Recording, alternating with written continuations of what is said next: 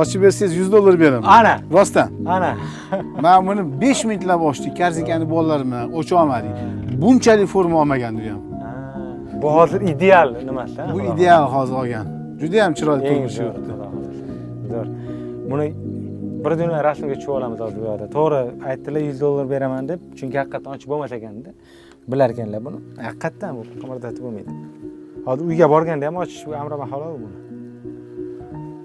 Biz anaqasini ko'rdik-da, keyin buni qanaqa ochiladi? Bir sutka qo'yib qo'yilar ekan.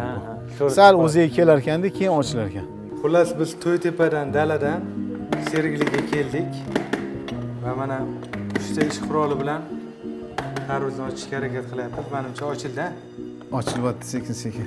Hozir ko'rayotganlar balkim $150 bitta tarvuz oladimi, undan buni deyish mumkin, lekin buni mehnati haqiqatdan ko'p ekan. Opa.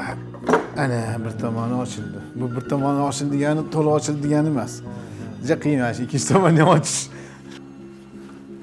Qani? Uy.